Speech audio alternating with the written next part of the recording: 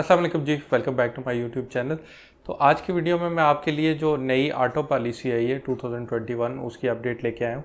उसमें प्राइसेस कितनी कम हुई हैं, किसी इंजन कैटेगरी वगैरह की, ये सारी डिटेल्स। इसके अलावा जो इकदामात लिए गए हैं ओन की लानत को ख़त्म करने के बारे में, और इसके अलावा और भी काफ़ी अपडेट्स हैं। मसलन किस तरह एक आम बंदे के लिए गाड़ी को ख़रीदना आसान बनाया जाए, और ओवरऑल जो ऑटो इंडस्ट्री है उसको उठाने के लिए काफ़ी इकदाम किए गए हैं। ये बड़ा एक अच्छा कदम था इस गवर्नमेंट का। तो ओवरऑल ये सेकंड ऑटो पॉलिसी है। पहली ऑटो पॉलिसी 2016 में आई थी जो कि PMLN के गवर्नमेंट में आई थी। वो भी बल्कि बड़ी पॉजिटिव साबित हुई पाकिस्तान के लिए। काफ़ी ज़्यादा नई कंपनीज पाकिस्तान में आई उसकी वजह से। तो अब ये उसी की एक एक्सटेंशन है, एक और इसको फर्दर चीज़ों को बेहतर किया गया। और पाकिस्तान की हिस्ट्री में पहली दफ़ा हुआ है कि गाड़ियों की प्राइसेस जो हैं वो कम की जा रही हैं और काफ़ी ज़्यादा टैक्सेस रिमूव किए जा रहे हैं। तो आपका टाइम ज़ाया किए बगैर सबसे पहले प्राइसेस पे चले जाते हैं। इसको सारा प्रॉपर हर पार्ट को मैं लेबल कर दूंगा बल्कि। तो नंबर 1 प्राइसेस में जो सबसे पहले इंजन कैटेगरी है 1000 सीसी तक। इसमें जो है सबसे पहले सेल्स टैक्स, जो सबसे बड़ी जो था रिलीफ, वो सेल्स टैक्स 17% से कम करके 12.5% कर दिया गया। 4.5% का रिलीफ दिया गया। इसके बाद एक होता है FED, वो इस कैटेगरी पे 2.5% था, वो ख़त्म कर दिया गया। 2.5% से 0% कर दिया गया। और इसके अलावा 7% ACD होता था, एडिशनल कस्टम ड्यूटी। एक कस्टम ड्यूटी होती है, उसके बाद एक एडिशनल कस्टम ड्यूटी भी थी। वो नॉर्मली जो है ऑटो मैन्युफैक्चरर्स पे किया करते थे while importing the vehicle CKD kit, तो वो भी कंज्यूमर से ली जाती थी।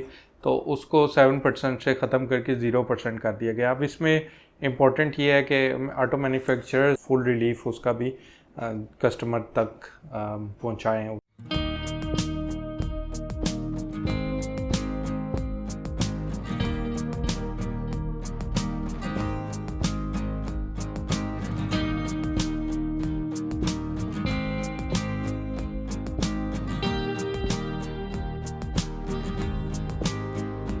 अच्छा, इसके बाद आती है 1001 टू 2000 सीसी कैटेगरी। उस 1001 टू 2000 सीसी तक जो गाड़ियाँ हैं उस पे जो रिलीफ दिया गया है वो उसमें FED इन पे था 5%, तो उसको कम करके 2.5% तक कर दिया गया है। इसी तरह ACD जो था एडिशनल कस्टम ड्यूटी, वो 7% से कम करके 2% कर दी गई है। जैसे 1000 सीसी तक के लिए उसको ख़त्म कर दिया गया था, इस कैटेगरी में उसको कम करके 2% तक कर दिया गया।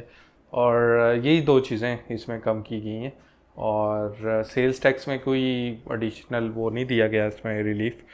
इन गाड़ियों की भी प्राइसेस भी तकरीबन लाख से 1.5 लाख तक का फ़र्क पड़ेगा।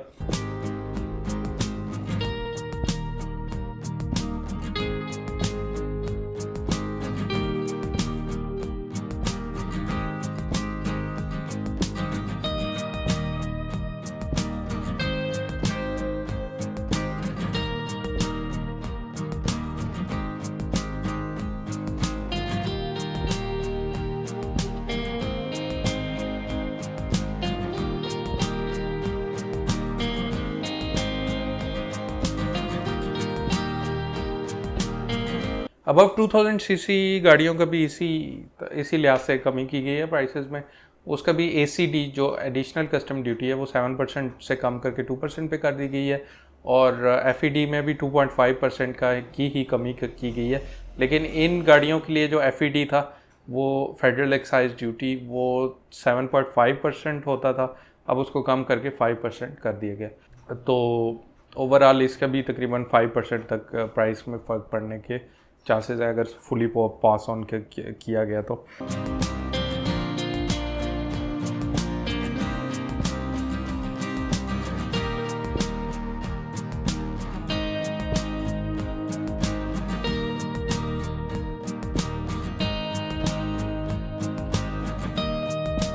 इसके अलावा इस ऑटो पॉलिसी में एक और चीज़ है कि जो इलेक्ट्रिक व्हीकल्स हैं उस पर काफ़ी बड़ा रिलीफ देने की कोशिश की गई है।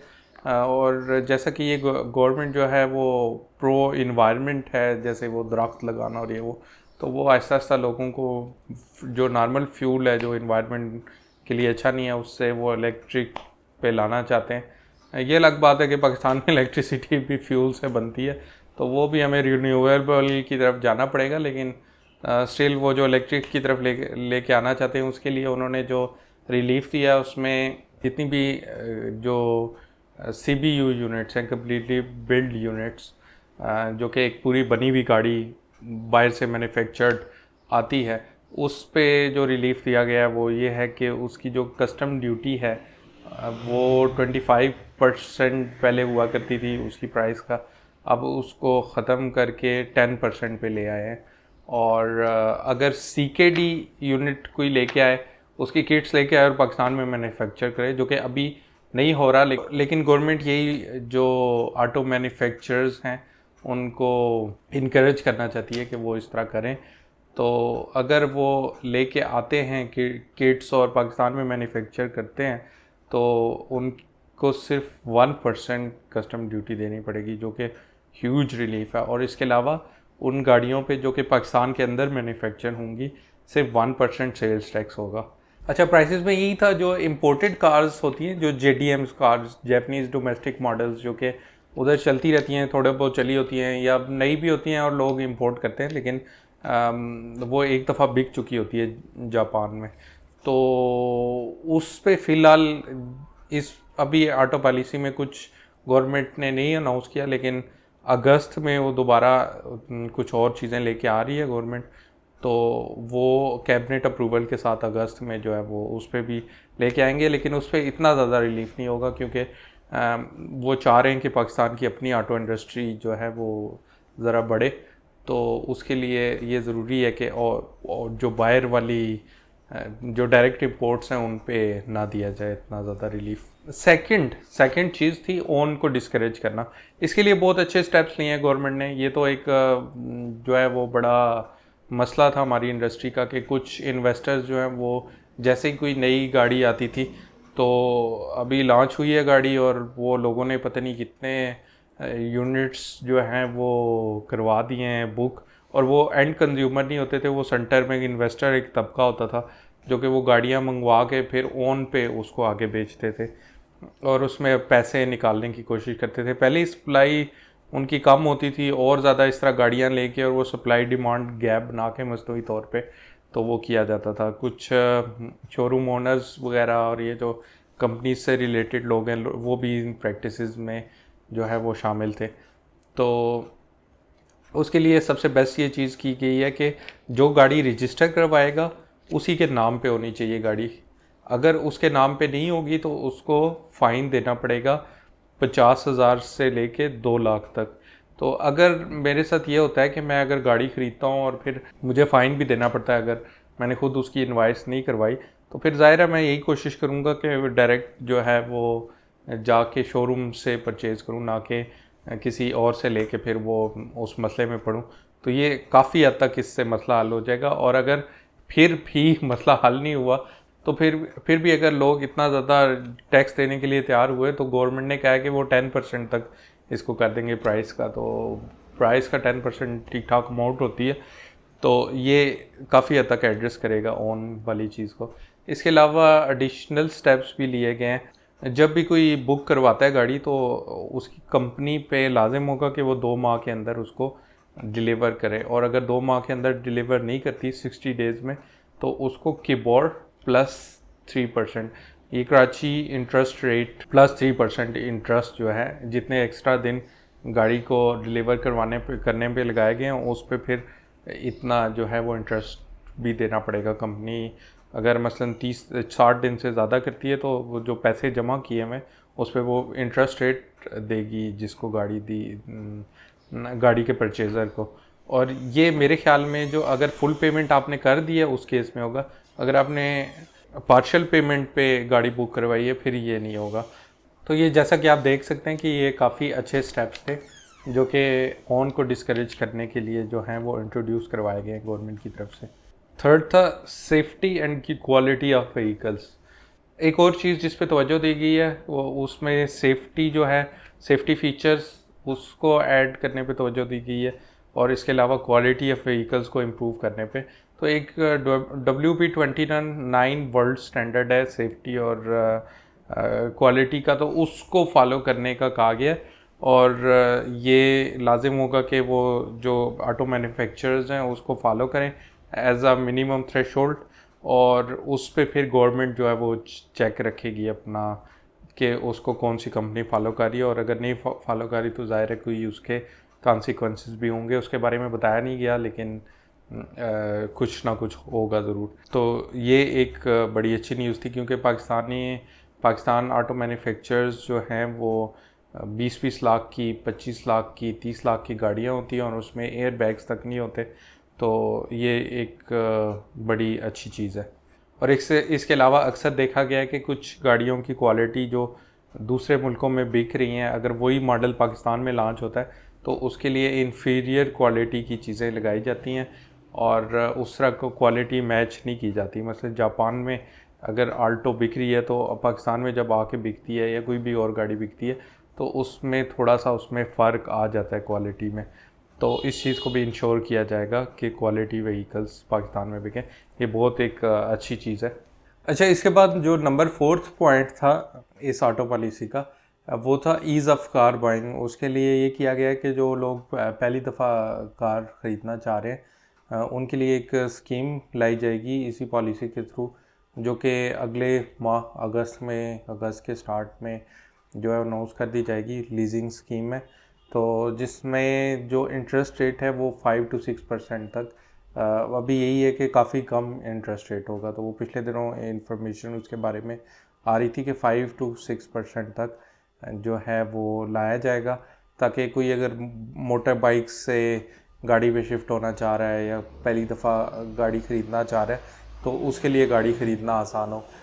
इसके अलावा अगर कोई कैश पे अगर गाड़ी ख़रीदना चाह रहा है तो 20% अपफ्रंट पेमेंट पे वो जो है बुक करवा सकेगा गाड़ी। पहले जो ऑटो मैन्युफैक्चरर्स थे वो अपनी मर्ज़ी की पार्शियल पेमेंट लेते थे।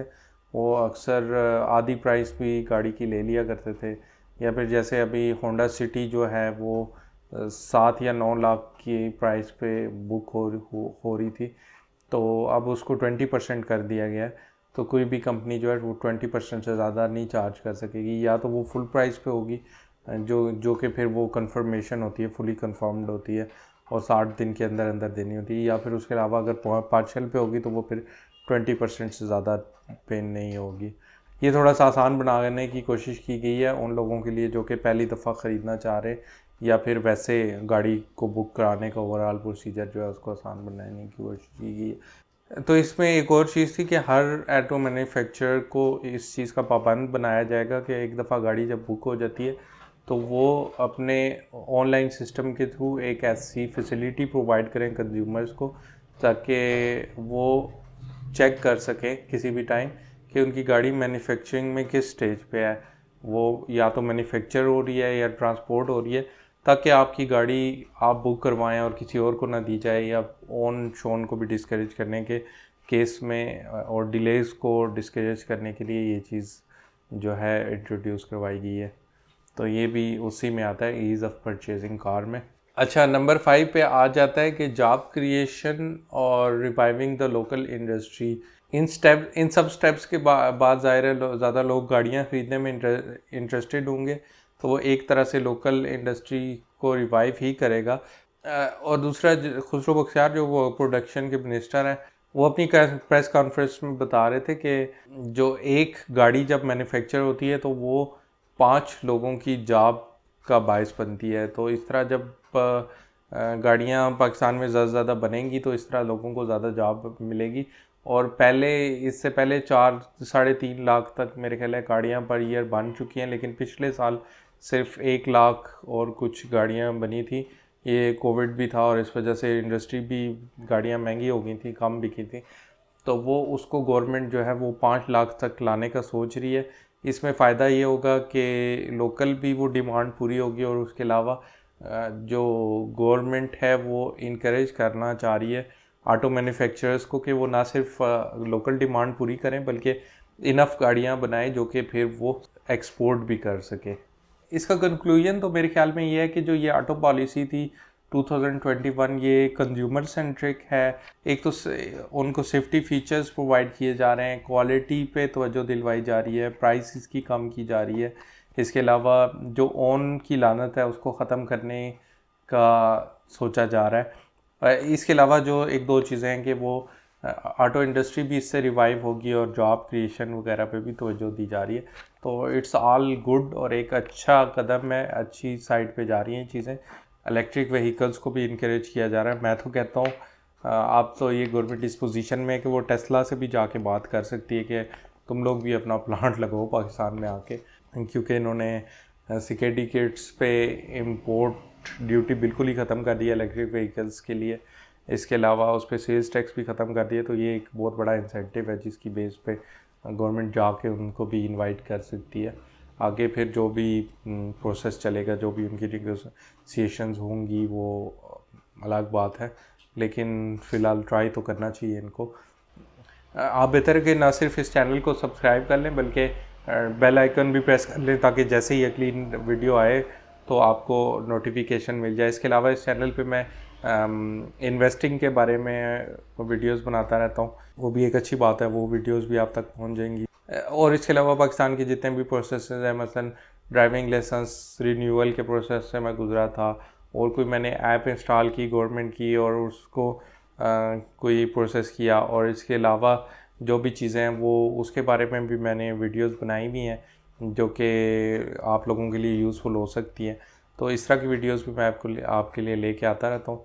तो मैं कोशिश करता हूँ कि ये बिल्कुल पॉलिटिकल किस्म के टॉपिक्स पे कोई वीडियोस ना बनाई जाए। जब वैसे तो जो करंट टॉपिक्स होते हैं उन पे वीडियोस बना के व्यूज़ तो काफ़ी लिए जा सकते हैं, लेकिन मेरी कोशिश ये होती है कि मैं वीडियो उसी चीज़ पे बनाऊँ जो कि किसी के लिए फ़ायदा मंद हो, कोई इन्फॉर्मेशन कन्वे कर रही हो आप लोगों को, या कुछ आप उससे सीख रहे हो। मैं इसी तरह की अच्छी वीडियोस लाता रहूँगा। ये वीडियो अगर आपको अच्छी लगी है तो लाइक का बटन प्रेस कर दें। कम्युनिटी जो है इस चैनल की वो तकरीबन 2600 सब्सक्राइबर्स पे अब पहुंच चुकी हुई है। वो एक जस्ट मेरे लिए नंबर नहीं है, वो 2600 लोग हैं। तो मेरी कोशिश होगी कि उनके लिए जितनी अच्छी यूज़फुल इंफॉर्मेशन वाली वीडियोस लेके आऊँ और कभी उनको मिसलीड ना करूँ। आप भी अगर उनमें शामिल होना चाहते हैं तो आप सब्सक्राइब का बटन प्रेस करें और शामिल हो जाएं। So thanks for watching guys, see you in the next one.